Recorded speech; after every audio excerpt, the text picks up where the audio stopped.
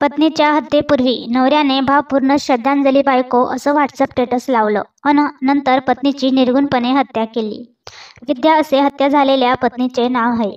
याबाबत सविस्तर माहिती अशी की विद्या विजय राठोड या महिलेचा काही वर्षापूर्वी जिंतूर तालुक्यातील वाघे येथील विजय राठोड यांच्याशी विवाह झाला होता. सुरुवातीला काही दिवस संसार सुरळीत चालू होता. त्यानंतर मात्र पती पत्नींमध्ये भांडण होऊ लागले. दररोज कौटुंबिक वाद होऊ लागले. दरम्यान या दाम्पत्यांना 2 मुलंही झाली. मुलांच्या जन्मानंतर संसार सुरळीत होईल असं विद्याला वाटत होतं, पण नवरा बायकोचे भांडण का संपवण्याचे नाव घेत नव्हते. कंटाळून विद्या आपल्या माहेरी सोनापूर तांडा येथे वडिलांकडे राहण्यासाठी आली. तिला वाटले नवरा आता तरी सुधारेल. दरम्यान गुरुवारी विद्या आपल्या वडिलांच्या शेतामध्ये काम करत होती. दुपारी 2च्या सुमारास विजय त्या ठिकाणी आला. दोघांमध्ये बोलता बोलता दोघांमध्ये कडाक्याचे भांडण सुरू झाले.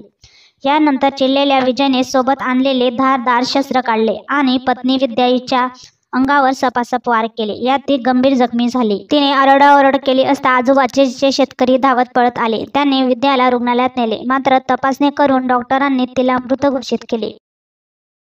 खास म्हणजे विद्या राठोड भांडण करून माहेरी गेल्यानंतर विजय राठोड यांनी रविवारी स्वतःच्या मोबाईलवर विद्या राठोड हिचा फोटो ठेवून त्याखाली भावपूर्ण श्रद्धांजली बायको असा मजकूर लिहिला. दरम्यान विद्याचा मृत्यू झाल्यानंतर मात्र आता तिची 2 लहान मुले पोरकी झाली आहेत.